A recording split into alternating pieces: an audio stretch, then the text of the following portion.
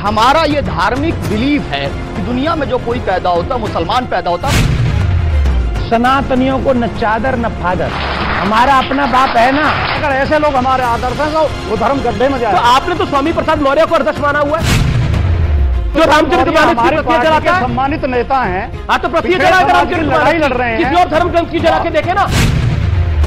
156 inch का सीना लेके कहता हूं मैं मुसलमान हूं। पशु की पूजा करेंगे, आदमी का सिर काट देंगे। किसका सर काटा भाई? आप देख रहे हैं ये देश है हमारा, अमीश देवगन के साथ। नमस्कार व्यूअर्स, मैं हूं अमीश देवगन और आप देख रहे हैं वीकेंड का सबसे भरोसेमंद कार्यक्रम ये देश है हमारा। इस हफ्ते ये देश है हमारा में बात होगी सनातन धर्म की, और सनातन धर्म को लेकर कुछ और बड़े तथ्य और इतिहास के सत्य लेकर आज मैं आपके सामने रखूंगा। ये देश है हमारा में जनता जनार्दन के बीच होगी वीकेंड की ये सबसे बड़ी बहस न्यूज 18 पर। यह देश है हमारा क्योंकि सनातन का सम्मान सेकुलर परेशान।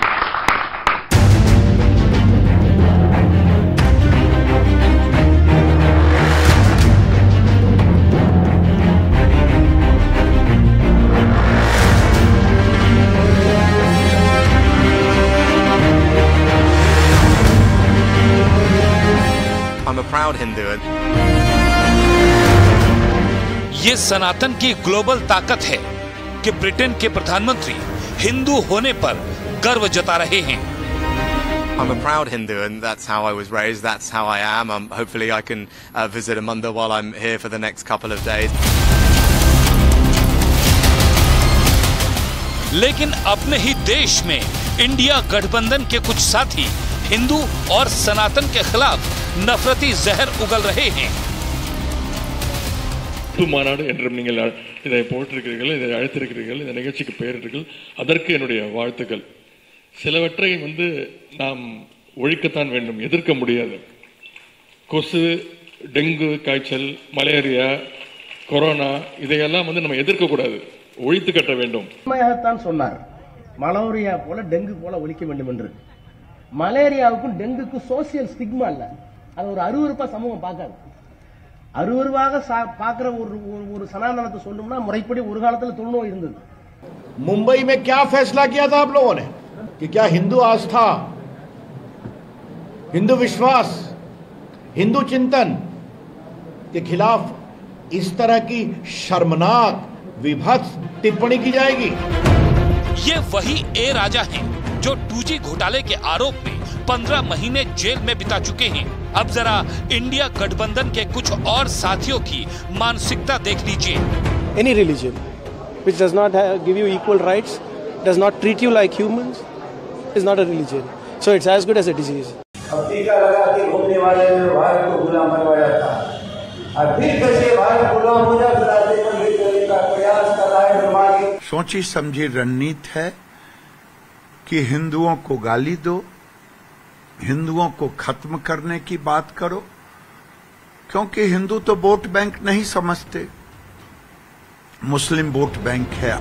कर्नाटक के गृह मंत्री जी परमेश्वर ने तो हिंदू धर्म की उत्पत्ति पर ही सवाल उठा दिए। इस्लाम धर्म ಬಂದಿದೆ, ಕ್ರೈಸ್ತ ಧರ್ಮ ಬಂದಿದೆ, ಯಾರು ಹುಟ್ಟಿಸಿದ್ರು ಹಿಂದೂ ಧರ್ಮ ಇನ್ನೂ ಕ್ವೆಶ್ಚನ್ ಮಾರ್ಕ್ ಬಿದ್ದಿದೆ, ತೆಗೆದಿಲ್ಲ ಕ್ವೆಶ್ಚನ್ ಮಾರ್ಕ್। इस प्रकार के लोग कोशिश मानसिकता से ओतप्रोत है, और सनातन धर्म सनातन है, अनंत है। लेकिन मुद्दा सनातन से हेट का नहीं है। सवाल है क्या आखिर इंडिया गठबंधन की मुंबई बैठक के बाद हिंदू और सनातन पर हमले की होड़ क्यों लग गई है? क्या वाकई ये विपक्ष की सोची समझी प्लानिंग का हिस्सा है? ऐसे में बड़ा सवाल यही है कि अपने देश में कुछ विपक्षी दल हिंदुत्व और सनातन के खिलाफ हेट का एजेंडा क्यों चला रहे हैं? आज इसी सवाल पर जनता के बीच होगी देश की सबसे बड़ी बहस। और इसी विषय पर बात करने के लिए मेरे साथ आ जुड़ रहे हैं कई खास मेहमान। सबसे पहले तो जोरदार तालियां सारी ऑडियंस के लिए हमारे साथ मौजूद है। और आज एक बेहद बड़ा खास पैनल है सुधांशु त्रिवेदी हमारे साथ, भारतीय जनता पार्टी के member of parliament. Devkinandan Thakur है, उनको अभिनंदन है। राजकुमार भाटिया मेरे साथ, प्रवक्ता समाजवादी पार्टी के, उनका अभिनंदन है। और मेरे साथ शादाब चौहान है, नेता पीस पार्टी के, जोरदार तालियों के साथ उनका अभिनंदन है। मेरे साथ साजिद रशीदी है, जाने माने इस्लामिक स्कॉलर है, उनका अभिनंदन है जोरदार तालियों के साथ। तो आप तमाम लोगों का स्वागत है इस चर्चा में। शादाब चौहान, तो आपके पूर्वज भी हिंदू थे, ऐसा गुलाम नबी आजाद कह रहे हैं। देखिए, गुलाम साहब किसके गुलाम हैं, मैं उस विषय पर नहीं जाना, उनकी अपनी राय है। लेकिन यह कड़वा सच है जिसको हम दिल से स्वीकार करते हैं और सम्मान करते हैं कि हमारे पूर्वज ठाकुर जसवंत सिंह थे, जिन्होंने, सुन लीजिए, जिन्होंने अपनी मर्जी से घर वापसी की। क्योंकि हमारा यह धार्मिक बिलीफ है कि दुनिया में जो कोई पैदा होता है, मुसलमान पैदा होता है, और आदम अलैहिस्सलाम जो उसको उनको सब मानते हैं, वो भारत में आए, तो पूरी दुनिया जो है वो भारत से शुरू हुई है। हमारा भारत तो इतना महान है। दूसरी बात, ऋषि सुनक जी ने कहा जय सिया राम, और आज हमारे यहां लोग दुर्भावना में नारा कौन सा लगाते हैं? जय श्री राम। कब लगाते हैं? सम्मान करते समय नहीं, गरीबों की हत्या करते समय, बेसहारों को मारते समय। राम मंदिर का जब शिलान्यास करने गए थे प्रधानमंत्री नरेंद्र मोदी, तो उन्होंने जय सिया राम का नारा ही लगाया था। अच्छी बात, तब तो आप छाती पीट रहे थे। नहीं, कभी सकते हैं, नहीं, हमें कोई आपत्ति नहीं नारे से। ठीक है। सुधांशु त्रिवेदी, गुलाम नबी आजाद ने एक बात बोली, तो मुझे लगा कि मुझे पढ़ना चाहिए कि क्या है, तो मैंने शेख अब्दुल्ला साहब की ऑटोबायोग्राफी पढ़ी। उन्होंने भी बोला कि हमारे पूर्वज भी हिंदू ही थे। और तो और आपको बताऊं, बेनजीर भुट्टो की जो ऑटोबायोग्राफी उन्होंने लिखी थी आज से 25-30 साल पहले, डॉटर ऑफ द ईस्ट, उसमें उन्होंने लिखा है कि उनके पूर्वज राजस्थान के राठौड़ से। बहुत सारी बातें ऐसी, इसमें कहीं कोई किंतु परंतु की गुंजाइश नहीं है। मुझे लगता है कि कुछ लोग जो अपनी सियासत की दुकान, तो नफरत की दुकान और मोहब्बत की दुकान वाली, मतलब दुकानदारी तो है ना, उनकी दुकानदारी चलती रहे, इसलिए वो भारत से अलग आइडेंटिटी भारत के भिन्न भिन्न मजहब के लोगों की बनाकर रखना चाहते हैं। ये एक समस्या है। जबकि मैं आपसे ईमानदारी से कहता हूं, जैसे जैसे टेक्नोलॉजी आगे बढ़ रही है, हिंदू धर्म की वास्तविकता और श्रेष्ठता साबित हो रही है। जैसे राम मंदिर की हकीकत रडार मैपिंग से आई, आज सर्वे के ऊपर काशी विश्वनाथ पे रोक इसीलिए लगाने की बात कही जा रही है।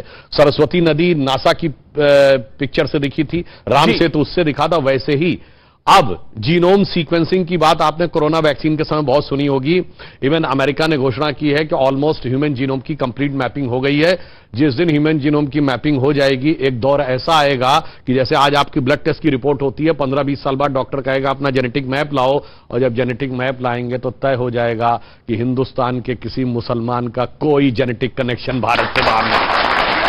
भाई एक और बात आपको बात बताता हूं, मैं पहले भी यह बात कह चुका हूं कि मुगल की शुरुआत बाबर से होती है, जिसकी मां मंगोल और बाप उज्बेक था। मैं चुनौती से कहता हूं, सब अपना डीएनए टेस्ट करा लें, किसी का मंगोल और उज्बेक डीएनए से कोई कनेक्शन नहीं निकलने वाला। सब भारतीय हैं, भारत माता की संतान है जी। परंतु अफसोस, पर एक बात मैं कहना चाहता हूं, अभी इन्होंने एक बात कही थी ना, जय सिया राम, जय श्री राम, ये बहुत लोग बोलते हैं। अरे जय श्री राम का नारा कब था? जब राम मंदिर राम लला के लिए था। भाई अभी तो राम लला थे, बालक राम थे। सिया राम तो तब आएंगे जब युवा होकर विवाह होगा। तो जब तक राम लला है तो जय श्री राम ही होगा, और जिस दिन राजा राम बनेंगे तो जय सिया राम होगा। और एक लाइन और कह दूं आपसे, अभी आपने एक लाइन बोली ना, जहां राम अभी तक है नर में, नारी में अभी तक सीता है। मुझे याद है राम मंदिर आंदोलन के समय वह पंक्ति गवाई गई थी। मैं जब गया था ताला खुलने के संकल्प लेके, तो उसमें कहा गया था, जन जन के मन में राम रमे और प्राण प्राण में सीता है, हर हृदय की धड़कन रामायण पग पग पर बनी पुनीता है। यदि राम नहीं है सांसों में तो प्राणों का घट रीता है। इसलिए नरनाहर श्री पुरुषोत्तम का हम मंदिर भव्य बनाएंगे, सौगंध राम की खाते हैं हम मंदिर वहीं बनाएंगे। और आज आप देखिए, एक लाइन पूरी कर दो, लंबा हो गया मगर एक लाइन, तात राम नहीं नर भूपाला, भुवनेश्वर कालो कर काला। ये मनुष्य नहीं भगवान थे, काल के काल थे। ठीक है, मैं आपको बताऊंगा साजिद रशीदी, गुलाम नबी आजाद ने जो कहा सही कहा। क्या आपको लगता है उनकी बात से आप सहमत हैं? क्योंकि शेख अब्दुल्ला ने भी अपनी ऑटोबायोग्राफी में यही लिखा है। देखिए, सबसे पहली बात तो यह है कि नेता और अभिनेता, इनका कोई दीन धर्म नहीं होता। ये कब कहां कल्टी खा जाए कुछ कह नहीं सकते। सबसे पहले तो ये समझ लेना चाहिए। दूसरी बात, ये सत्य है, इसमें कोई दो राय नहीं है। जैसे शादाब ने भी कहा, सब जानते हैं हिंदुस्तान में 90% लोग कन्वर्टेड है, इसमें कोई दो राय नहीं है। लेकिन कन्वर्ट होने के बाद में जब ये कन्वर्ट हुए क्यों थे, मैं ये जानना चाह रहा हूं। क्यों का क्या मतलब है? सवाल है। नहीं, क्यों का क्या मतलब है? सवाल है। अगर एक आदमी हिंदू से मुसलमान तो क्यों का क्या मतलब हुआ? तो मेरा सवाल है कि क्यों हुए थे? आस्था उसमें जागी तो मुसलमान हो गया।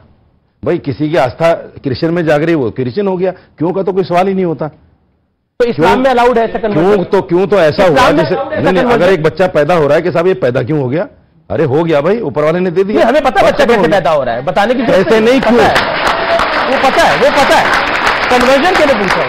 बच्चा तो पैदा हो रहा है, पता है कैसे पैदा हो रहा है। बहुत विद्वान मानता था आपको। जब हमने मान लिया कि हाँ कन्वर्टेड है, अब कन्वर्टेड क्यों है उस पर मत जाइए। जो आदमी इस्लाम में ऐसी बातें छुपाना चाहते हैं, जो छुपाना नहीं चाहता, छुपाने का क्या मतलब है इसमें? तो बता दीजिए। फिर आप एक बेतुकी बात बोल गए। बेतुकी नहीं, मुझे गर्व है कि मैं हिंदुस्तानी हूं और मुसलमान हूं। मुझे गर्व है और मैं सीना ठोक के कहता हूं, 156 इंच का सीना लेके कहता हूं मैं मुसलमान हूं। 156 इंच का? यस, 56 नहीं, 156 इंच। और मुझे कोई रोक नहीं सकता इस पर, और मुझे रोक नहीं सकता इसमें कोई। जी आपने अपनी बात को रखा। अब सबसे बड़ी दिक्कत, मेरी बात पूरी नहीं होने दी आपने। सुधांशु जी को बोलने दिया आपने, आपको भी पूरा बोलने दिया, और मुझे एक सेकंड नहीं बोलने दे रहे हो, क्योंकि मैं सत्य बोल रहा हूं। और सत्य आप भी तो सच बोल रहे हैं, निगला नहीं जाता। बाकी कौन सच बोल रहा है? सच निगला नहीं जाता, बहुत मुश्किल से निगला जाता है। अभी सुधांशु जी जो है फिर मुस्लिम देशों में पहुंच गए। हम हिंदुस्तानी है मेरे भाई, हिंदुस्तान की बात करो ना हमसे। मुस्लिम देशों में क्या, और हम तो नहीं बैठ के बात करते हैं यहाँ क्या हो रहा है। अगर मुस्लिम देशों की बात करो तो मैं आपको एक सत्य बताता हूं आज। देखिए, मैं अभी हज पर होकर आया हूं सर, वहां हजारों लोगों का मजमा था। एक 10 रियाल किसी का गिर गया, होगा बेचारे का, किसी आदमी ने उसको हाथ नहीं लगाया उठाने के लिए। क्यों? पता है कि अगर ये उठा लिया, चोरी हो गई तो हाथ काटा जाएगा। बिल्कुल, इतने सख्त कानून है वहां। मुस्लिम देशों की बात कर, वहां रेप नहीं हो सकता जैसे यहां रोजाना होता है ना। जैसे मणिपुर के सीएम ने कहा है कि ये काम तो रोजाना होते हैं यहां।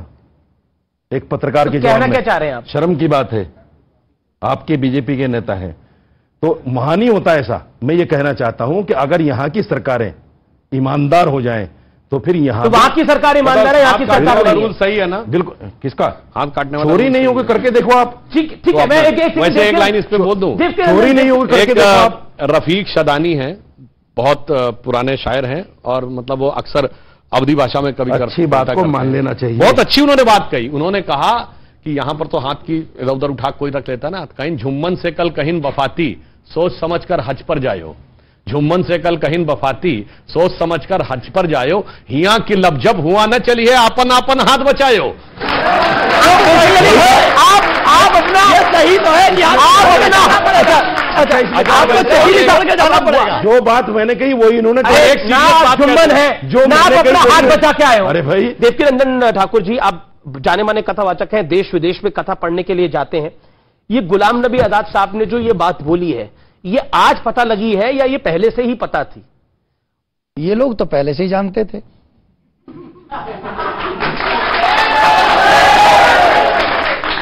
बार बार नारे मत लगाइए, मेरा निवेदन है। मेरे पूर्वज कौन है ये तो मुझे पता ही होगा ना, और आज हम सबके सामने इन्होंने एक्सेप्ट भी किया।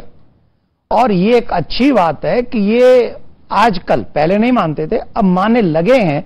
और मानने लगे हैं, इसलिए हम सभी सनातनियों को हृदय से इनका धन्यवाद और स्वागत करना चाहिए कि एक अच्छी बात है कि ये हमारे एक डीएनए भी एक है। इनके पूर्वज चाहे 3 पीढ़ी पहले रहे, उन्होंने राम कृष्ण सबकी पूजा की होगी, जैसे जैसे तथ्य हमारे सामने आ रहे हैं। और सनातन में जैसे अभी आप दिखा रहे हैं सनातन का सम्मान, आप एक देख लीजिए कि ब्रिटेन जो सब पर राज्य करता था, आज वहां पर एक सनातनी प्राइम मिनिस्टर है। और वो सनातनी प्राइम मिनिस्टर किसी देश पे आक्रमण करने का ऑर्डर नहीं दे रहा है, बल्कि अपने यूथ को, अपने समाज को या अपने देश को आगे ले जाने की जिद कर रहा है। और तमाम क्रिटिकल कंडीशनों से लड़ता हुआ अपने यूथ को भी आगे बढ़ा रहा है, अपने देश को भी आगे बढ़ा रहा है। यह सनातन की ताकत है, किसी को हर्ट नहीं करता पर आगे बढ़ाता। तो सनातन का मतलब है और लेकिन हमारे देश के अंदर एक मेरा सवाल है, और वो ये है कि ऋषि सुनक ने तो बोला कि मैं बतौर प्रधानमंत्री नहीं, बतौर हिंदू यहां आया हूं, और लेकिन हमारे देश के प्रधानमंत्री अगर इस बात को बोल दें, योगी आदित्यनाथ सीएम है वो बोल दें, गृह मंत्री अमित शाह है वो बोल दें, तो तूफान खड़ा हो जाता है। ऐसा लगता है कि उनसे बड़ा कॉम्युनल कोई नहीं है। देखिए एक बात बताइए, कोई भी व्यक्ति किसी भी पोस्ट पे हो, आप हो, मैं हूं, आप हो, नेता हो, जज हो, वकील हो, पुलिस वाला हो, नेता हो, अभिनेता हो, कोई भी हो, उन सबका कोई ना कोई तो धर्म से कनेक्शन है। एक बात मैं आज आपके चैनल के माध्यम से बता रहा हूं, सब लोग सुन लें जी। जो मनुष्य जिस धर्म में पैदा हुआ है और अगर किसी पद पे बैठकर उसको वो नहीं मानता है, इसका मतलब ही है कि वो अगर उस धर्म को नहीं मानता है, इसका मतलब उस संविधान की कसम को भी नहीं मानेगा। और जो देश के जो अपने धर्म की कसम नहीं मानता, अपने संस्कारों को नहीं मानेगा, धर्म क्या सिखाता है? झूठ मत बोलो। धर्म क्या सिखाता है? चोरी मत करो। धर्म क्या सिखाता है? करप्शन मत करो। धर्म क्या सिखाता है? किसी को दुख मत दो। अगर राजनेता हो के, जज हो के, पुलिस वाला हो के, आप पत्रकार हो के, मैं कथाकार हो के इन चीजों को मानूंगा, तो इससे देश का हित होगा कि बुरा होगा? लेकिन देखिए, ये तो आइडियल सिचुएशन आप बता रहे हैं, लेकिन देश के अंदर तो सवाल खड़ा कर दिया जाता है। मैं उसी सवाल के ऊपर आ रहा हूं। जो लोग सवाल खड़ा करते हैं उन पे सवाल होना चाहिए कि तुम झूठ का सपोर्ट कर रहे हो, इसलिए तुम लोग झूठे हो। और जो सत्य को लेकर चलता है और हर जगह गर्व से कहो कि मैं सनातनी हूं। राजकुमार भाटी जी, बड़ा सवाल इस समय यह है, जो कि बहुत ज्यादा महत्वपूर्ण है, कि आप ताउम्र, मतलब ताउम्र से है कि समाजवादी पार्टी ताउम्र यही बात करती रही कि बीजेपी कॉमनल है, क्योंकि वो राम मंदिर को बनाने की बात करती है, क्योंकि वो अपने कार्यक्रमों में जय श्री राम के नारे लगाती है। अब तो जय सिया राम का नारा ऋषि सुनक भी लगा रहा है और वो कहता है कि मैं पहले हिंदू हूं, बाद में प्रधानमंत्री हूं। क्या कहिएगा आप? हमारा तो पूरा जीवन चला गया। हम तो बचपन से, हमारे बुजुर्ग, हम सब जब आपस में मिलते हैं, अभिवादन करते हैं, तो हम तो राम राम जी कहते हैं हाथ जोड़ के। राम का विरोधी कौन है? समाजवादी पार्टी कहां राम की विरोधी है? आप आज का विषय बहुत गंभीर है और इस पर गंभीरता से ही चर्चा होनी चाहिए। इसे हम अगर गंभीर बातों को ठीक ढंग से समझेंगे, अभी तक बड़ी पॉजिटिव बातें कही गई हैं, बड़ी सकारात्मक बातें कही गई हैं। वो भी मान रहे हैं, ये भी मान रहे हैं, ये भी मान रहे हैं, स्वामी जी भी मान रहे हैं, मैं भी मान रहा हूं, आप भी मान रहे हैं कि हम सबका डीएनए एक है, हम सब एक हैं। पूजा पद्धति अलग हो सकती है, पूजा पद्धति एक परिवार में भी अलग अलग होती है। पूजा पद्धति अलग होने से कोई दुश्मन नहीं हो जाता, शत्रु नहीं हो जाता। जब हम ये मान रहे हैं हम सब एक हैं, तो फिर लड़ाई काहे बात की है? ये कम्युनलिज्म और सेकुलरिज्म की क्या मामला? हाँ, मैं बताता हूं। आपका शो है कि सनातन का सम्मान, सेकुलर परेशान। जी, पहली पंक्ति तो बहुत बढ़िया है, सनातन का सम्मान, हमें भी खुशी है क्योंकि हम भी तो उसी से जुड़े हुए हैं। जी, सबको खुशी होगी। हर आदमी के अंदर गर्व अपने धर्म के प्रति, अपने समाज के प्रति, अपने देश के प्रति, हर व्यक्ति के अंदर गर्व होता है। लेकिन दूसरी पंक्ति बिल्कुल गलत लिखी है, सेकुलर परेशान। कौन सा सेकुलर परेशान है? सेकुलर तो ऋषि सुनक भी है और जो हमारे कथावाचक हैं, वो जो है मुरारी बापू। मुरारी बापू को मैंने बहुत सुना है। मुरारी बापू एक बहुत ही अच्छे कथावाचक, बहुत ही विद्वान और बहुत सुंदर तरीके से कथा कहते हैं। मुरारी बापू के बारे में मैं बहुत कुछ जानता हूं। मुरारी बापू अपनी कथा में हिंदी के कवियों को भी बुला के सम्मानित करते हैं, उर्दू के शायरों को बुला के भी सम्मानित करते हैं। हिंदू मुसलमान का भेद ही नहीं करते। वो कबीर के पद भी सुनाते हैं, वो उर्दू शायरों की शायरी भी बीच बीच में बोलते हैं। वो खुद अपने आप में सेकुलर हैं और ये देश सेकुलर है, देश का संविधान सेकुलर है। सेकुलर सनातन की कोई लड़ाई नहीं है। सेकुलर का मतलब है सब धर्मों का सम्मान करो, जी, कानून का पालन करो, संविधान का पालन करो। जब धर्म को, रामचरितमानस का आपके नेता सम्मान ही कर रहे हैं, मैं बता दूं, सेकुलर होने के नाते उसमें बता दूं, फाड़ के जला रहे हैं। धर्म को ध्वंस की तरह यूज किया जाता है। किसने तरह यूज करते हैं बहुत लोग? जैसे कि जय श्री राम बोल के पिटाई करते हैं कि जय श्री राम बोल कि दर्जनों वीडियो घूम रहे हैं सोशल मीडिया पर, कटाई करते हैं। जैसे कि ये क्या हुआ, हमारे, अगर हम सनातनी हैं और हमें अपने धर्म पर गर्व है जी, तो हमें स्वामी विवेकानंद, स्वामी दयानंद जैसे संतों से शिक्षा लेनी चाहिए। हमें बिट्टू बजरंगी और मोनू, कौन ले रहा है बिट्टू बजरंगी से? कौन ले रहा है प्रेरणा बिट्टू बजरंगी से? ये राम और कृष्ण नाराज हो रहे हो आप। यहाँ का युवा राम और कृष्ण से प्रेरणा लेता है, इन लोगों से नहीं। Point number one. Point number two, अब आप सुनना पड़ेगा। अब पॉइंट नंबर टू, मैं आपकी बात सुधांशु, आपका जवाब जरूरी है। मेरा जवाब पूरा हो जाए। नहीं, ये बोलिए। अमीश जी, आप इस बात पे क्यों नाराज हुए? मैं तो नाराज नहीं हो रहा। आप पक्ष क्यों बनते हैं? मैं तो राम और भगवान राम और कृष्ण की बात आप लेना है, आप वकील की तरह खड़े हो जाते हैं। मैंने तो नहीं कहा कि बिट्टू बजरंगी मोनू मानेसर से आप ले रहे हो शिक्षा। आपने कुछ लोग ले रहे हैं कुछ लोग। आपने बोला, उन्होंने वीडियो डाल के कहा है कि वहां आ रहे हैं हम और वो यात्रा निकाल रहे हैं। ऐसे लोग हमारे आदर्श कभी नहीं हो सकते, और अगर ऐसे लोग हमारे आदर्श हैं तो वो धर्म गड्ढे में जाए। तो आपने तो स्वामी प्रसाद मौर्य को आदर्श माना हुआ है। नहीं, स्वामी प्रसाद मौर्य हमारे पार्टी के सम्मानित नेता हैं। हाँ, तो लड़ाई लड़ रहे हैं। किसी और धर्म ग्रंथ की जगह के देखे ना, स्वामी दूध का दूध और पानी का पानी। स्वामी प्रसाद मौर्य कोई धर्मगुरु नहीं है। आप राजनीति और धर्म को एक जगह क्यों मिला रहे हैं? क्यों नहीं मिलाऊंगा? नहीं, क्यों नहीं मिलाऊंगा? अगर मिलाओगे तो आप गलती कर रहे हो। मिलाओगे तो गलती कर रहे हो। देखिए, इन्होंने बात कही, वहीं से मैं कहता हूं जो धर्मगुरु नहीं है उसको धार्मिक विषय पे नहीं बोलना चाहिए, टिप्पणी नहीं करनी चाहिए। डॉक्टर नहीं हो तो डॉक्टरी पे मत बोलो, इंजीनियर नहीं हो तो इंजीनियरिंग पे मत बोलो, इकोनॉमिक्स नहीं हो तो इकोनॉमिक्स पे मत बोलो। नेता हो तो कहो हाँ मेरा ये नेता के रूप में विचार है, आप धार्मिक ग्रंथ पे क्यों टिप्पणी करने लगते हैं? और दूसरा इन्होंने जो एक बात कही, मैं याद दिला, हाँ बिल्कुल दूंगा, आपको मौका दूंगा। इन्होंने कहा 50 सेकंड, हाँ रुकिए, इन्होंने कहा कि मुरारी बापू की कथा में वो ये भी बोलते हैं। बिल्कुल, मैं कहना चाहता हूं आप कितने मुस्लिम बताइए जो कि संस्कृत के श्लोक भी कोट करते हो? मैं बताता हूं, मगर जो कोट करने लगता है उस दिन सेकुलर कहते हैं मेरे से मतलब नहीं है भाई। आरिफ मोहम्मद खान साहब कितनी शानदार बातें कोट करते हैं। डॉक्टर एपीजे अब्दुल कलाम कहते थे कि मैं भगवत गीता पढ़ता हूं, तुरंत वो बाहर हो जाता है। उस्ताद बिस्मिल्लाह खान जिन्होंने पहली शहनाई बजाई थी भारत की स्वतंत्रता पे, जब अंतिम समय वो बीमार थे, यूपीए की सरकार थी और यूपीए उन्होंने कहा कि हम दिल्ली में रहकर पूरा इलाज करेंगे, उन्होंने कहा नहीं अब तो मैं काशी में ही जाऊंगा। उन्होंने क्या कहा, चना चबेना और गंगा जल जो देवे करतार, काशी छोड़ना जाइए जहां विश्वनाथ दरबार। उसको भारत रत्न कब मिला? 2001 में। 50 साल सेकुलर शासन में कभी नहीं मिला। इसलिए और सुनिए, महात्मा गांधी ने कहा था ना, ईश्वर अल्लाह तेरो नाम बिरला मंदिर में उस जमाने में गवा दिया था। मैं चुनौती से कहता हूं किसी मस्जिद में गवा देखो ईश्वर अल्लाह तेरो। ये जो आप सेकुलरिज्म की बात कहते हैं, सेकुलर परेशान जी, और सनातन का सम्मान इसलिए कहा जाता है, बहुत संभल के बोलने की बात होती है। और मैं सनातन सम्मान में एक और बात कहता हूं, हम एकमात्र ऐसे धर्म हैं जिसकी की तारीफ साइंटिस्टों ने की है जो हमारे धर्म को नहीं मानते। रॉबर्ट ओपेनहाइमर ने श्रीमद् भगवत गीता के बारे में बोला है। बताओ भाई, उस धर्म को न मानने वाले किसी साइंटिस्ट ने बोला हो, साइंटिस्ट ने बोला हो धर्म ग्रंथ को, और वो भी जो उस धर्म को न मानता हो। इरविन शॉडिंगर ने बोला है अपनी किताब में, बहुत लंबा हो गया। और तो सुनिए, फिट्ज कैप्रा ने बोला है, वर्नर हाइजेनबर्ग ने बोला, मैंने 4 बताए, बताइएगा 2 को। ओके, इसलिए सम्मान की बात। ठीक है, जी राजकोट वाटी 50 सेकंड। सुधांशु त्रिवेदी भारतीय जनता पार्टी के सबसे शिक्षित और विद्वान प्रवक्ता माने जाते हैं, तो मैं ये तो नहीं मानता कि इन्हें ज्ञान नहीं होगा। इन्हें जानकारी है, लेकिन जानबूझ के छिपा रहे हैं। इन्हें यह भी पता होगा कि इकबाल साहब ने लिखा था कि है राम के वजूद पे हिंदोस्तां को नाज, अहले नजर समझते हैं उनको इमाम हिंद। राम की प्रशंसा में इकबाल ने भी शेर लिखे हैं। और जो रसखान थे, रसखान ने क्या लिखा था, मानस हो तो वही रसखान बसो ब्रज गोकुल गांव के ग्वारन।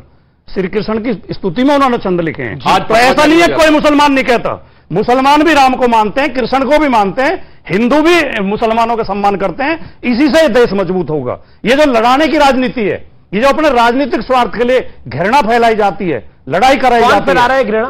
एक मिनट, कौन फैलाता आपको नहीं पता? आप बता दीजिए। आरएसएस और बीजेपी फैलाती है। अच्छा, आरएसएस और बीजेपी का एजेंडा ये है कि लोगों को लड़ाओ, जाति के नाम पर लड़ाओ। ये जो यहाँ का झगड़ा मेवात का किसने शुरू किया? आरएसएस ने शुरू किया। आपने बोला राजस्थान में जो गुर्जर मीना लड़ाई, किसने लड़ाई? आपने आरएसएस में लड़ाई। आज अगर मणिपुर में अगर मैतेई और कुकी लड़ रहे हैं, किसके लड़ाई हुए? बीजेपी के लड़ाई हुए। आरएसएस और बीजेपी हमारे साथ दंगे कराती है। आरएसएस और बीजेपी लड़ाती है। मुझे एक लाइन में बोलना चाहता हूं, क्योंकि जनाब ने बोला कि आरएसएस और बीजेपी लड़ा रही है सब लोगों को। 1947 में देश का बंटवारा हुआ तो आरएसएस और बीजेपी लड़वा रही थी, बीजेपी का जन्म नहीं हुआ था तब। उससे पहले जब देश का बंटवारा मांगा गया, किस आरएसएस और बीजेपी का जन्म हुआ था? हाशिमपुरा दंगे हुए, कौन सी बीजेपी थी? अब सुनिए, मलियाना दंगे हुए, कौन सी बीजेपी थी? कई सारे सवाल है सर, आप दूर जाइएगा, जवाब भी आ पाएंगे। सुधांशु त्रिवेदी, देखिए, दो राष्ट्र का सिद्धांत आरएसएस और हिंदू महासभा ने दिया था, सावरकर ने दिया था, जिन्ना ने बाद में मांग की थी 2 राष्ट्र की। यहाँ पर तो बड़ा प्यार मोहब्बत है जी। पहले इन्होंने एक बड़ी अच्छी बात कही, भी दूध का दूध पानी का पानी हो जाता है। इन्होंने नाम लिया रसखान का। उनका नाम था सैयद इब्राहिम रसखान, बहुत बड़े कृष्ण भक्त कवि थे। और जिस इन्होंने कविता बोली वो थी कि रसखान कह रहे हैं कि मानुष हो तो वही रसखान, यानी मेरा अगला जन्म मनुष्य के रूप में हो तो रसखान क्या करे, क्या बनूं? बसो ब्रज गोकुल गांव के ग्वारन। गोकुल में ग्वाल बालों के बीच में। जो पशु हो तो कहा बस मेरो, पशु के रूप में दूसरा जन्म हो, चरौ नित नंद की धेनु बजारन, तो गाय बनू नंद बाबा के, और पाहन हो तो वही गिरि को, पत्थर बनू जो धरो कर छत्र पुरंदर धारन, गोवर्धन पर्वत पे, और जो खग हो तो बसेरो करो कहूं कालिंदी कूल कदम की डारन, यानी पक्षी बनू तो उस कदम के वृक्ष पर जिसके नीचे भगवान कृष्ण मुरली बजाते थे। मैं पूछना चाहता हूं, अगला जन्म मानने वाला व्यक्ति जो कहे कृष्ण भक्त के रूप में अगला जन्म लूं, इस्लाम के हिसाब से सही है कि खारिज? अभी दूध का दूध पानी चालाकी है, दूध का दूध पानी फतवा जारी हो जाता, खान पर फतवा जारी हो जाता। मैंने कहा अमीर जी रसगान ने तो शेष महेश दिनेश गणेश महेश निरंतर गाँव है। रसगान ने तो ये भी कहा, और सुनिए उसके आगे ये अनादि अनंत अखंड जाहि अनादि अखंड अछेद अभेद सुभेद बताइए, वेद अनादि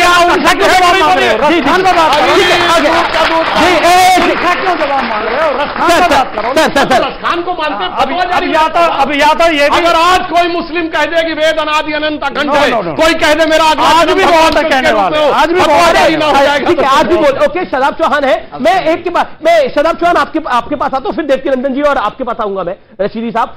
शदाब चौहान, जवाब जो सुधांशु जी ने पूछा, और एक सवाल मैं अपनी तरफ से पूछ रहा हूं आपसे, क्या गुलाम नबी आजाद साहब अभी भी सेकुलर है?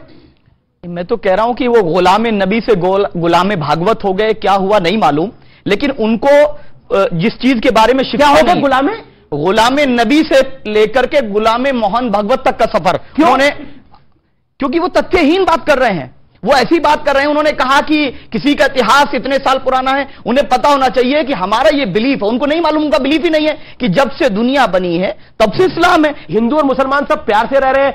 आप कहे मथुरा का विवाद लेके आगे पड़े, कहे आप ज्ञान वापी को लेकर इतनी चर्चा कर रहे हैं, इतना प्यार है, प्यार से मांगेंगे सब दे देंगे।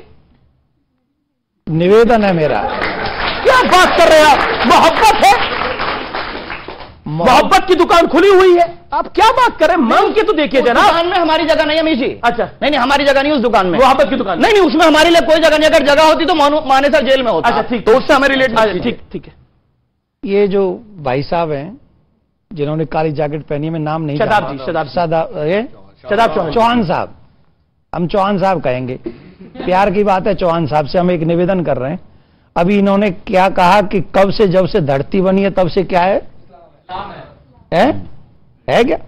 वो कहां पे, थोड़ा हमें बता दें, थोड़ा उसको हम पढ़ लें। हाँ, नहीं आपने मेरा जिनसे क्वेश्चन निवेदन। हाँ, बिल्कुल नहीं, आपकी बात। मेरा कुछ और बोलना ही नहीं मुझे, ये सिर्फ वो किताब बता दें और कहां पढ़ना है, कि हम लोग सब क्या नाम है उन्हीं के हैं क्या? ठीक है, आप सुन लीजिए, पूरी बात मेरी मुकम्मल होती। जब ईश्वर ने इस दुनिया को बनाया, ईश्वर मत कहिए उसे, सुन लीजिए, ईश्वर कहेंगे तो ट्रांसफर हो जाएगा मामला।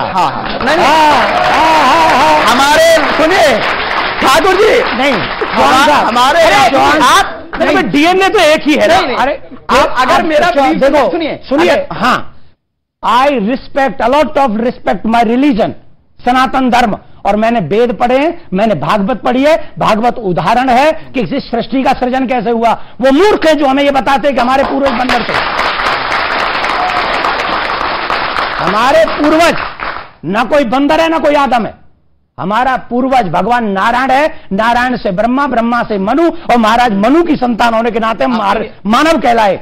इसलिए हमारे इस पूरे गणित में डीएनए एक होगा, आपने बीच में चेंज किया होगा कुछ, हमारा डीएनए नारायण से चल रहा है और आज तक वही है। सुनिए, अभी ठाकुर जी ने कहा कि हमारा डीएनए, वो आपका बिलीफ है, आपको मुबारक। मेरा ये रिलीजियस बिलीफ है कि जो दुनिया में पैदा होता है वो फितरत इस्लाम पे पैदा होता है, लेकिन किसी को इंपोज नहीं करते हम। ये देश है हमारा। में रुकेंगे एक ब्रेक के लिए, लेकिन ब्रेक के उस पार ये चर्चा जारी है, पॉपुलर कार्यक्रम ये देश है हमारा। मैं ठाकुर साहब की एक बात का जवाब देना चाहता हूं। सबसे पहला जो मैसेंजर ऑफ गॉड आया वो हिंदुस्तान में आया, ये मेरा बिलीव है। मैं आप नहीं कहता कि आप भी मानो, मैं नहीं कहता ठाकुर साहब को कि ये भी माने, लेकिन ये कह देना कि साहब मुसलमान कुछ नहीं है, इस्लाम कुछ नहीं है, किसी ने और सनातन सब, ये मैं मानता हूं ये गलत है। ये नहीं बोलना किसी ने बोली नहीं है। अपनी आस्था सबको प्यारी। नहीं, आज ऋषि सुन्नत कह रहे हैं कि मैं बतौर प्रधानमंत्री नहीं बतौर हिंदू आया हूं। आज गुलाम नबी आजाद कह रहे हैं कि हम सब पहले सनातनी थे, हम कन्वर्ट हो गए। शेख अब्दुल्ला की बायोग्राफी है, तो मानिए ना कन्वर्ट हुए, या तो किसी लालच में हुए या किसी डर में हुए। ऑप्शन तो यही थी। एक मिनट वो लाइए, क्या आप 50 का 100 का एफिडेविट ले आइए, उस पर साइन कर देंगे। किस बात के लिए एफिडेविट लिया? हाँ कन्वर्टेड है। कितनी बार बोले इसको कितनी बार बोले? देवकीनंदन जी कितनी बार बोलेंगे कि आपको? देवकीनंदन जी 30 सेकंड है। सुधांशु त्रिवेदी, देवकीनंदन जी 30 सेकंड। मैं सिर्फ 20 सेकंड में बात खत्म कर रहा हूं जी। आज इस बहस में एक बहुत काम अच्छा हो गया कि सबने एक्सेप्ट किया कि हमारा डीएनए एक है। रुके। अब एक और बात निश्चित हो जाती है कि हमारे पूर्वजों ने कभी न कभी तो भोले बाबा की और श्री कृष्ण की पूजा की होगी। तो हम आप सबसे आज आप ही के चैनल के माध्यम से, शांति वार्ता के माध्यम से शांति मैसेज हम आप सबको हाथ जोड़ के दे रहे हैं। इसमें हमारे कोई द्वेष भाव नहीं है। हमारे श्री कृष्ण को, उनकी छवि को औरंगजेब ने कृष्ण मंदिर तुड़वाकर उनकी छवि को जामा मस्जिद की सीढ़ियों में गाड़ दिया है। बस चेक हो जाने दो है कि नहीं है, तो वो हमें दे दीजिए। अगर नहीं है तो उसमें जो नुकसान होगा हम आपको लाकर देंगे, हम देंगे, उसे सीढ़ी बनवाएंगे। बस डीएनए ने कभी न कभी तो उन्होंने भी पूजा की है ना हमारे पूर्वजों ने। तो मतलब आप कह रहे हैं सब, सुधांशु मैं आपको बता रहा हूं, ओके, आप सब आप कह रहे हैं सब अगर कन्वर्टेड है तो जी। इन्होंने बहुत अच्छी बात कही है। अब जब हम लोग मान लेते हैं कि सब एक हैं, तो गुरु गोलवलकर जी ने कहा था ना, ये देश उन सब का है जो इसको पुण्य भूमि भी मानते हैं और पितृभूमि भी मानते हैं, यानी पूर्वज भी मानते हैं। हम मान लिया तो एक बड़ी अच्छी बात जानते क्या है, जब हम सब यहां के हैं तो ये विदेशियों के लिए हम क्यों लड़ रहे हैं? जो स्वामी जी ने कहा, भाई औरंगजेब की डिसेंडेंसी तो मंगोल और उज्बेक से है, अलाउद्दीन खिलजी की बाहर से है, तुर्क अरब। भाई इस्लाम अम्ल रसूल है। आपने कहा नबी के गुलाम बनिए, बादशाहों के गुलाम क्यों बन रहे हैं? भाई अम्ल रसूल है, हमने बादशाहत नहीं। तो बादशाहों के लिए मत लड़िए, बादशाहों की खूनी विरासत को छोड़ दीजिए। हां, एक पॉइंट में टेक्निकल कहना चाहता हूं जो अभी बात कही गई। देखिए, किसी के धार्मिक भावना को मैं हर्ट नहीं करना चाहता। इन्होंने कहा कि आदम अलैहिस्सलाम आए पहले, वो भारत में आए, वो पहले थे। हम क्या कहते हैं? मनु, जैसा स्वामी जी ने कहा मनु उत्पन्न हुए। अब बताइए, हमारे यहां मनु की नौका है, इनके यहां क्या है? नूह की किश्ती। अब आप लिंग्विस्टिक साइंस से बताइए, मनु से अपभ्रंश होकर नूह बना होगा कि नूह से मनु बना होगा? अब आप और आइए, मनुष्य शब्द मनु से बना, मानव शब्द मनु से बना, मैन शब्द मनु से बना। अब आइए सुनिए, इनसे जाके देखिए, फेराहो राजा जो इजिप्ट के थे, उनका जो पहला राजा है उसका नाम है रामसेस, जाके देखिएगा। और वो कहते हैं वो सबसे पहले जिससे उत्पन्न हुआ उस राजा का नाम है MANUS। अब आप आइए, मैनिस। अब आप समझिए, अब लिंग्विस्टिक साइंस से देखिए, मनु से लॉजिकल है, मनुष्य भी बन सकता है, मानव भी बन सकता है, मैन भी बन सकता है, नूह भी बन सकता है, आर्क ऑफ नोवा भी बन सकता है। Reverse is not possible. और एक और मैं बात कह दूं, आप सब लोग अंग्रेजी में पांडुलिपि के लिए एक वर्ड यूज कर समझते होंगे ना, मैन्यूस्क्रिप्ट। ये मैन्यूस्क्रिप्ट मनुस्मृति का भ्रंश है भाई, इसलिए मैं कह रहा हूं। और ये मैं आज हवा में नहीं बोल रहा हूं, ये कलकत्ता हाई कोर्ट के जज रहे अंग्रेजों के जमाने के, सन 1790 के विलियम जोन्स अपने जमाने में लिंग्विस्टिक वेरिएशन के थ्रू प्रूव कर चुके हैं। तो आपकी बात बिल्कुल सही है, सब आए थे, पूरे विश्व की समस्त संस्कृतियों का उद्गम भारत था, कोई कहीं, सारे के सारे भारत से ही आए थे। इसीलिए हम ये कहना चाहते हैं, जातियों का उत्थान पतन ना दिया, झड़ी प्रचंड समीर, खड़े देखा झेला, हंसते प्रलय में पले हुए हम वीर, किसी का हमने छीना नहीं, प्रकृति का रहा पालना यही, हमारी जन्मभूमि थी यही, कहीं से हम आए थे नहीं। जी सादाब साहब का अभी आप जवाब दे रहे थे कि रिलीजियस विश्वास, रिलीजियस मेरा विश्वास है, स्वामी जी को आप दे रहे थे जवाब। जब आप ये बताइए, इस्लाम तो कोई धर्म ही नहीं है, मजहब है, पंथ है, जबरदस्ती थोपा जा रहा है। मैं चुनौती से कह रहा हूं, आप बता दीजिए इस्लाम अगर धर्म हो, मैं बाहर चला जाऊंगा। जी बताइए आप। ठीक है, ओके, शदाब का जवाब होगा। पहली बात आप लोगों से ले रहा हूं, अभी आपने ग्रेजुएशन तो किया होगा ना, उसमें सवाल सुन, जब रिलीजन का ऑप्शन आया होगा, आपने कहीं हिंदू फील किया होगा अपने आप को? क्या हिंदू, अब मेरे विद्वान बैठे हैं, सनातन धर्म के विद्वान है, सनातन धर्म तो है, लेकिन हिंदू शब्द कब आया? क्या लेना देना है उसका सनातन धर्म से? वो मुझे बता दीजिए। विदेशियों ने नाम दिया, उस नाम को ढोरे, पहले अपना सोच लीजिए, बाद में मेरे से सवाल करना। जी, बाद में मुझसे सवाल करना। आपका सवाल क्या? खड़े होके बोलिए। इंडिका कहा था, इंडिका ना कि हिंदू कहा था। हिंदू कहां से आया बता दीजिए सर। जी, आप बता दीजिए, आप बता दीजिए, जी, कहां से आया हिंदू? जी बताऊं? आपका क्या सवाल? आगम में लिखा है बृहस्पति आगम में लिखा हिमालय समारंभ यावत बिंदु सरोवरम तद्देव निर्मितम देशम हिंदुस्तानम प्रचक्षते। तो हिंदुस्तान आ गया ना, हिंदू से हिंदुस्तान हुआ। अरे ठीक पाखंड हुआ है, सनातनी लोगों के साथ पाखंड हुआ है। क्या पाखंड हो रहा है? किसी वेद में हिंदू शब्द कैसे आया? ओके ओके, देवकीनंदन जी कुछ कहना चाह रहे? देवकीनंदन जी बोलिए देवकीनंदन जी, मैं आपको मौका दूंगा। रुक जा भैया, ओ भैया ने रुकला भाई, हम बैठे हैं यहाँ, कुछ नहीं, क्वेश्चन नहीं है। ये जो काली जैकेट वाले चौहान साहब हैं जी, पाखंड का अर्थ बताएं क्या है? हाँ मैं बता रहा हूं, पाखंड का अर्थ वो है जो सनातनियों के साथ हुआ, टैग में हिंदू लिख दिया गया, यही सबसे बड़ा पाखंड है, यही अर्थ है। बजा ताली, हाँ, और सर्च करना, चार वेद है, चारों का सम्मान है, साबित कर दे कहीं मेंशन्ड हो हिंदू, बताइए देवकीनंदन जी, बताइए, हिंदू बताइए ना। मुझे एक बात बताइए अमीश जी, आप हमको पागल समझ रहे हैं? ये पाखंड बोलेंगे, पाखंड का पा नहीं पता है इनको, और ये हम सबको पाखंडी बोल के निकल गए, और आप हमसे क्वेश्चन नहीं ले रहे, इनसे पूछ नहीं रहे पाखंड क्या है। सबसे पहले तो ये होना चाहिए, जो आप टीवी चैनल पे बोल रहे हैं ना, ये सिर्फ यहां ताली 4 लोग नहीं बजा रहे हैं, पूरी दुनिया आपको नेशनल लेवल पे देख रही है। आपको एक एक शब्द सोच समझ के बोलना चाहिए, और किसी की इंसल्ट करने के लिए मत बैठो, किसी के धर्म का अपमान करने के लिए मत बैठो। पाखंड उसे कहते हैं जो परमात्मा से भिन्न है, जो है नहीं पर दिखावा करता है, जो है ही नहीं। पाखंड, मैं धर्म में रहता हूं पर धर्मात्मा नहीं हूं, इट मीन्स पाखंड। किसी ने कोई चाल, वो षड्यंत्र हो सकता है, वो पाखंड नहीं है। तो पहले एक शब्द जब आप बोल रहे हैं तो समझे। और यहां सनातन है, सनातन में कभी किसी का बुरा नहीं लिखा है। चौहान साहब, आपके पूर्वजों ने भगवान श्री कृष्ण की पूजा की है। अगर आपको पाखंड है, पाखंड का अर्थ समझना, तो ये समझिए कि औरंगजेब ने मेरे ठाकुर को मस्जिद की सीढ़ियों के नीचे गाड़ दिया। आपको उसका विरोध करना चाहिए कि उस दुष्ट ने हमारे साथ अन्याय किया। आप उसके, सुनिए एक सेकंड, आप उनके साथ उनकी बात में बात मिला देते हैं, इसका नाम पाखंड है। इसे पाखंड, औरंगजेब को रहमतुल्लाह बोलते हैं, औरंगजेब को रहमतुल्लाह बोलते हैं आप। जी, सवाल, बड़े सारे सवाल है कि हिंदू कहां है? जी, चौहान साहब ने बिना सोचे समझे बोला कि हम जय श्री राम गुस्से से बोलते हैं। अगर गुस्से से बोल रहे होते ना, बैठे नहीं होते यहाँ पे। यही तो सच्चाई है।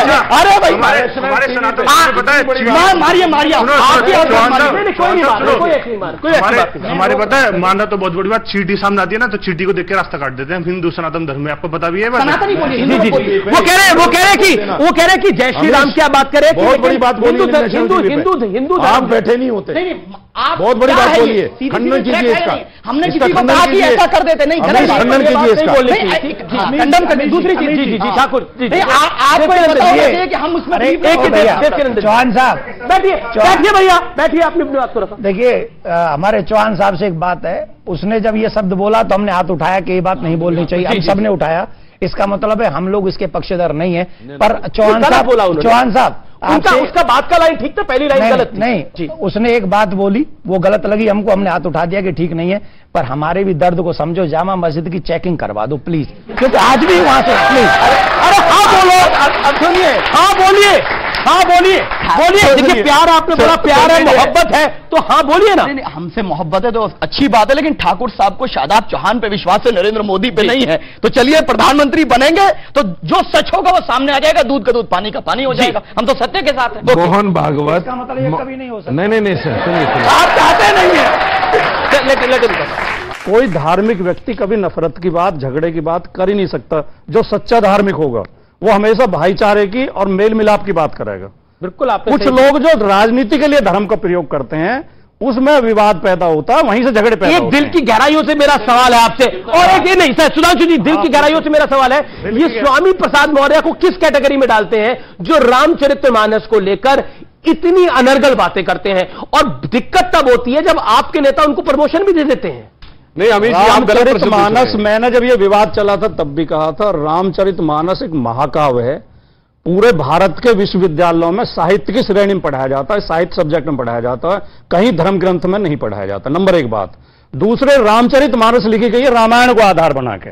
रामायण में भी वही 7 कांड हैं, बाल कांड है, अयोध्या कांड है, अरण्य कांड है, किष्किंधा कांड है, सुंदर कांड है, युद्ध कांड है और उत्तरकांड है, और यही सारे रामचरितमानस में है। जूकेतु कहानी भी जू की तो रखी है, लेकिन उन्होंने तुलसीदास जी ने कुछ अपने शब्द ऐसे प्रयोग कर दिए हैं और कुछ घटनाओं को चेंज कर दिया है। हाँ, वो स्वामी प्रसाद मौर्य बजा गई, अभी तक किसी को समझ नहीं आई थी। 70 के दशक में जो दिल्ली प्रेस है, सरता मुक्ता मैगजीन निकालते थे, पूरी सीरीज चलाते थे तुलसीदास के ऊपर के हिंदू समाज के पथभ्रष्टक तुलसीदास लिखते थे। और तुलसीदास ने क्या क्या गलत लिखा है। मूल वाल्मीकि रामायण की जो कहानी है उस पर किसी को आपत्ति नहीं है। मूल वाल्मीकि रामायण में किसी जाति को नीच नहीं बताया गया है, किसी के प्रति घृणा नहीं है, नारी का अपमान नहीं है, रामचरितमानस में भी नहीं है।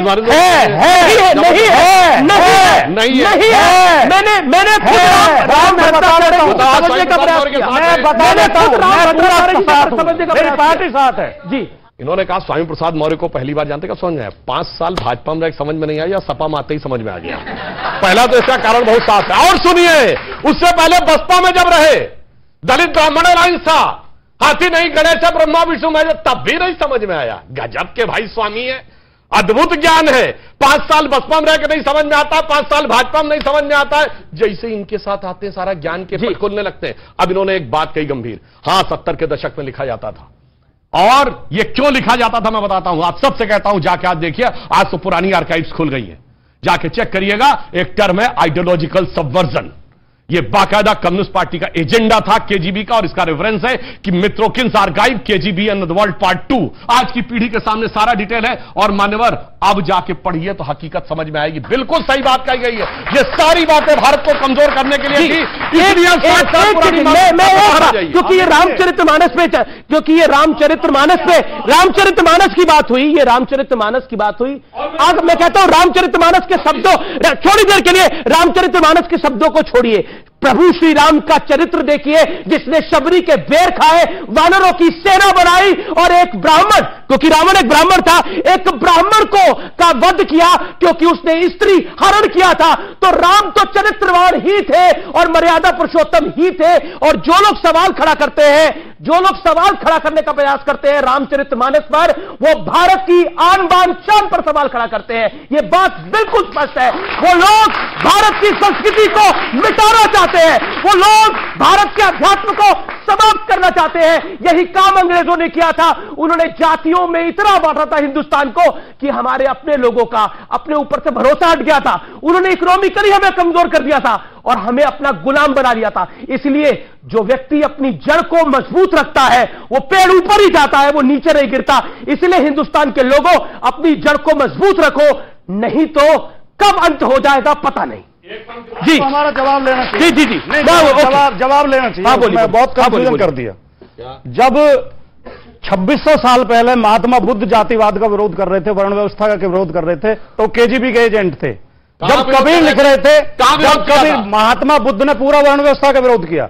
जब कबीर लिख रहे थे कि जात पात पूछे नहीं कोई, हर को भजे सो हर का होई, और जो विरोध में था, जातिवाद का विरोध कर रहे थे, तो केजीबी का एजेंट थे। जब बाबा साहब अंबेडकर, अरे मैंने आप बोलने नहीं दे रहे हैं, मैंने आपको शांति सुना। सुनिए, आप गलत बयान कर रहे हैं, आप गुमराह कर रहे हैं, आप आपको सुनना चाहिए धैर्य के साथ।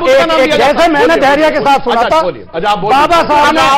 बाबा साहब ने मनुस्मृति की होली जलाई थी, केजीबी के एजेंट थे वो। अच्छा ठीक है, आपने जातिवाद की लड़ाई है, जाति अस्मिता की लड़ाई है, ये रुक नहीं सकती। आपका विषय दूसरी तरफ, बाबा साहब केजीबी का एजेंट बताओ कि हम गुमराह नहीं कर सकते। बाबा साहब गुमराह नहीं कर सकते। पढ़िए, थॉट्स ऑन पाकिस्तान में उन्होंने लिखा है कि किस ढंग का भेदभाव होता था, क्रिश्चियन क्यों नहीं बने, वो भी बात को पढ़ो, पूरी बात बताइए। और सुनिए बाबा साहब पाकिस्तान में पता क्या लिखा है, और क्या लिखा है? थॉट्स ऑफ पाकिस्तान में लिखा, उन्होंने लिखा है, मैं उन शब्दों को प्रयोग नहीं करना चाहूंगा क्योंकि आप उसे मुद्दा बनाएंगे। ठीक है, लेकिन बाबा साहब जिनकी आप वकालत कर रहे हो, रशीदी साहब बाबा साहब शब्द लिखे हैं। अच्छा ये रशीदी साहब, एक सेकंड देखिए, आप लोगों के झगड़े में ये टेक्निकल में नहीं जाता हूं, मैं एक बात कहना चाहता हूं। ये वही शक्तियां हैं जो चाहती हैं कि हिंदू समाज में और ये वही शक्तियां जो ये वही है हनुमान जी को 80% लोगों को समझ जाते थे जब पशु सैनिक समझते हैं। ये वो शक्तियां हैं ठीक है जो 80% पशु सैनिक समझते हैं। अरे नहीं बिल्कुल पशु की पूजा करेंगे, आदमी का सिर काट देंगे। किसका सर काटा भाई? आदमी का बड़ों पैसा करते हो, सरपंच काटा जा रहा है हिम्मत दिखाने की और क्या तो बोलो इंसान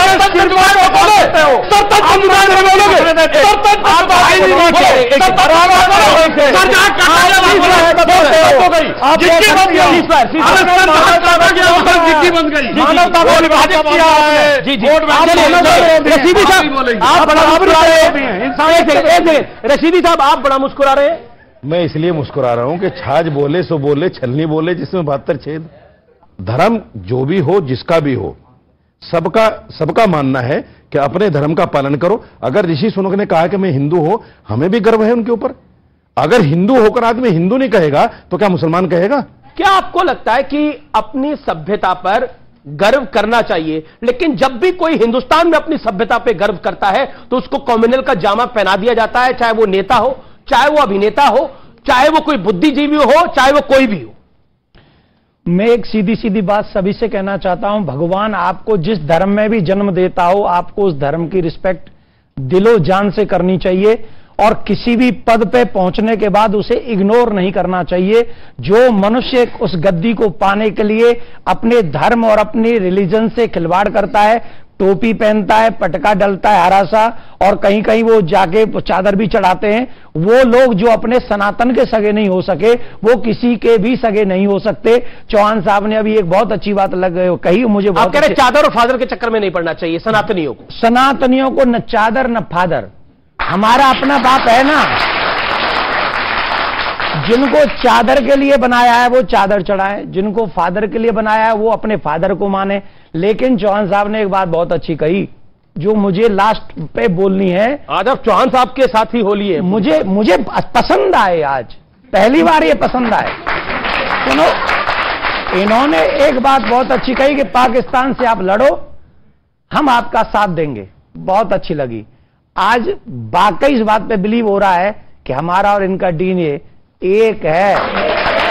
तो अब अरे रुक तो जाओ, बात तो खत्म होने दो। इसलिए आज आपके चैनल से मैं निमंत्रण देता हूं कि जब डीएनए एक है तो प्लीज कम टू मी और आइए हम लोग चल के बस। शराब जी 30 सेकंड। बिल्कुल बिल्कुल। उन्होंने अपनी आस्था के अनुसार कहा कि आ जाइए, मैं भी अपनी आस्था के अनुसार कह रहा हूं कि आप भी घर वापसी कर लीजिए। लेकिन कुछ भी हमारी लड़ाई हो, कुछ भी डिफरेंसेस हो, जहां बात देश की आएगी तो हम लोग एकजुट खड़े हैं। कोई ऐसा युद्ध नहीं है। मैं 4 युद्ध बता दूंगा। ठाकुर जी एक सेकंड नहीं, बीच में आपको बोलना पड़ा क्योंकि आपने कहा आप घर वापसी कर लीजिए। माय डियर, घर तो आपने छोड़ा है, हमने तो छोड़ा है। मेरे बिलीफ के अकॉर्डिंग हर कोई मुसलमान पैदा होता है, जो घर आपने छोड़ा है उस पर बहस में मत जाइए सर। फिर चौहान हटा दो। हाँ सुन लीजिए, फिर चौहान हटा दो, फिर चौहान हटा दो। आदरणीय देवकीनंदन ठाकुर महाराज जी ने जो बोला उसी में सारा सत्य है। हमारे धर्म ग्रंथ में कहा गया है, गीता में कहा गया, स्वधर्मे निधनम श्रेयो परधर्मो भयावह। अपने अपने धर्म का पालन करो, कोई झगड़ा ही नहीं है। इसीलिए मैं अटल जी की कविता की वह प्रसिद्ध कविता हिंदू तन मन हिंदू जीवन रग रग हिंदू मेरा परिचय की अंतिम पंक्ति कर कहता हूं, होकर स्वतंत्र मैंने कब चाहा मैं कर लूं जग को गुलाम, मैंने तो सदा सिखाया है करना अपने मन को गुलाम। गोपाल राम के नामों पर कब मैंने अत्याचार किया, कब दुनिया को हिंदू करने घर घर में नरसंहार किया। कोई बतलाए काबुल में जाकर कितनी मस्जिद तोड़ी, भूभाग नहीं शत शत मानव के हृदय जीतने का निश्चय, हिंदू तन मन हिंदू जीवन रग रग हिंदू मेरा परिचय। जी बहुत बहुत शुक्रिया आप तमाम लोगों का जुड़ने के लिए। फिलहाल इतना ही। उम्मीद है आज का कार्यक्रम आपको जरूर